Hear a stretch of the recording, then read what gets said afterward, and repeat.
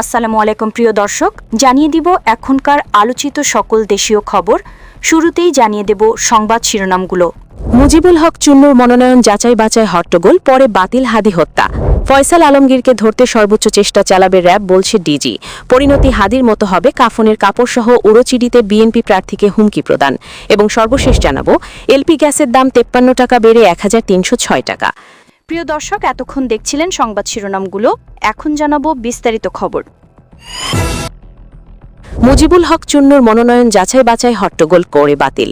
জাতীয় পার্টির একাংশের চেয়ারম্যান মুজিবুল হক চুন্নুর মনোনয়ন যাচাই বাছাইকে কেন্দ্র করে হট্টগোলের ঘটনা ঘটেছে। দুপুরে জেলা রিটার্নিং কর্মকর্তা কার্যালয়ে মনোনয়ন যাচাই বাছাই চলাকালেই এ ঘটনা ঘটে। এছাড়া হলফনামায় বিভিন্ন ত্রুটির কারণে তার মনোনয়ন বাতিল ঘোষণা করা হয়। এদিন জেলা রিটার্নিং কর্মকর্তা কার্যালয়ে মুজিবুল হক চুন্নুকে আওয়ামী লীগের দোসর হিসেবে উল্লেখ করে তার শাস্তির দাবি জানান উপস্থিত জনতা। তবে যাচাই বাছাইয়ের সময় মুজিবুল হক চুন্নু নিজেই উপস্থিত ছিলেন না, তার পক্ষে কয়েকজন প্রতিনিধি সেখানে উপস্থিত ছিলেন। পরবর্তীতে মামলার তথ্য গোপন করা, ঋণ খেলাফি হওয়া এবং মনোনয়নপত্রে জাতীয় পার্টির চেয়ারম্যানের স্বাক্ষর না থাকা সহ বিভিন্ন ত্রুটির কারণে জেলার রিটার্নিং কর্মকর্তা মোহাম্মদ আসলাম মোল্লা মুজিবুল হক চুন্নুর মনোনয়নপত্র বাতিল ঘোষণা করেন।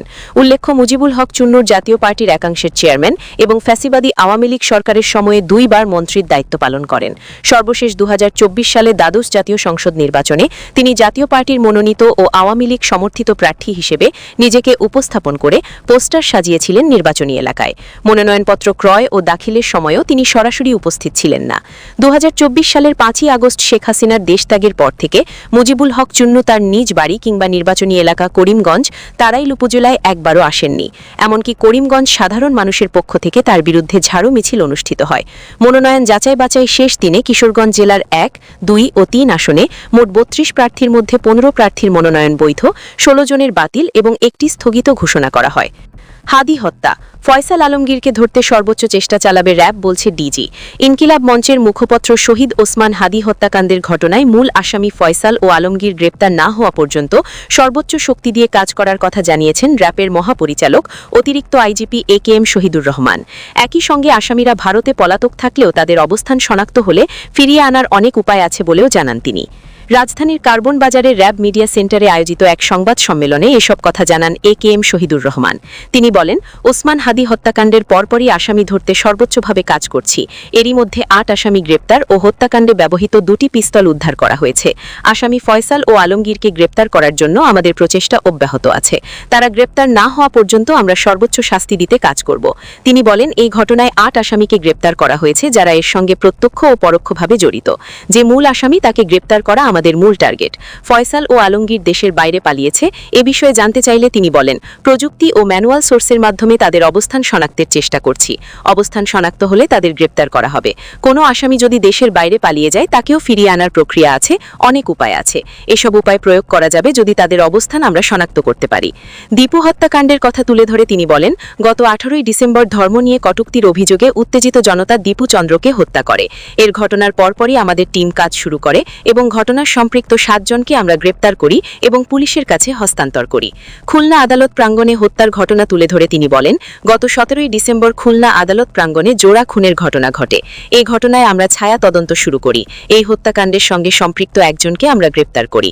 কেরানীগঞ্জের মাদ্রাসায় বিস্ফোরণের ঘটনা উল্লেখ করে তিনি বলেন, বিস্ফোরণের ঘটনাস্থল থেকে 5টি ককটেল, হাইড্রোজেন পারঅক্সাইড 12 গ্রাম ও অন্যান্য কেমিক্যাল 5 গ্রাম, 7 গ্রাম ও এই ঘটনায় মূল আসামি আলামিন ও সহযোগী আহসানুল্লাহ ওরফে হাসানকে গ্রেপ্তার করি এবং জড়িতদের গ্রেপ্তারের অভিযান অব্যাহত আছে। প্রথম আলো ও রেল স্টারে হামলাকারীদের গ্রেপ্তারের অভিযানও অব্যাহত আছে বলেও জানান তিনি। এছাড়াও দেশের বিভিন্ন স্থান থেকে অস্ত্র উদ্ধার ও আসন্ন জাতীয় নির্বাচনের আগে আইন শৃঙ্খলা পরিস্থিতি যাতে ভালো হয় এবং সুষ্ঠু সুন্দর নির্বাচন করার জন্য আমরা সবাই আন্তরিক ও নিষ্ঠার সঙ্গে কাজ করছি। পরিণতি হাদির মতো হবে, কাফনের কাপড়সহ উড়োচিড়িতে বিএনপি প্রার্থীকে হুমকি প্রদান। ত্রয়োদশ জাতীয় সংসদ নির্বাচনে কক্সবাজার 4 আসনে বিএনপির প্রার্থী শাহজাহান চৌধুরীকে নির্বাচন থেকে সরে দাঁড়াতে উড়োচিড়িতে হুমকি দেওয়া হয়েছে।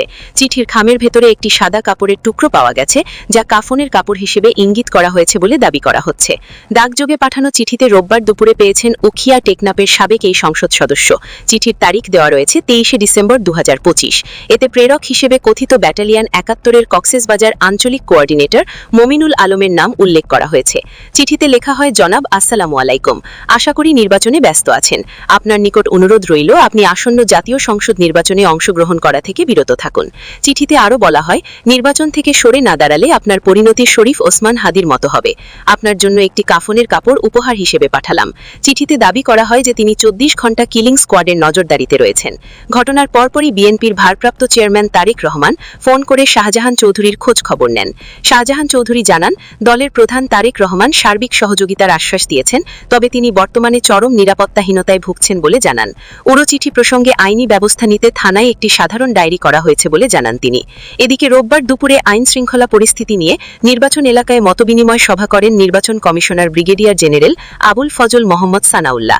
সভা চলাকালীন সময়ে হুমকি প্রদানের বিষয়টি শুনলে তিনি তা খতিয়ে দেখে ব্যবস্থা নেবেন বলে আশ্বস্ত করেন। উখিয়া থানার ভারপ্রাপ্ত কর্মকর্তা নূর আহমেদ জানান, জিডিটি গ্রহণ করা হয়েছে এবং নিরাপত্তা জোরদারের প্রয়োজনীয় ব্যবস্থা নেওয়া হবে। এই ঘটনায় এলাকায় উদ্বিগ্ন ও উৎকণ্ঠা বিরাজ করছে বলে জানিয়েছেন স্থানীয়রা। নির্বাচনী পরিবেশ এবং প্রার্থীদের নিরাপত্তা নিশ্চিত করতে প্রশাসনের কার্যকর ভূমিকার দাবি জানিয়েছেন স্থানীয় রাজনৈতিক নেতারা।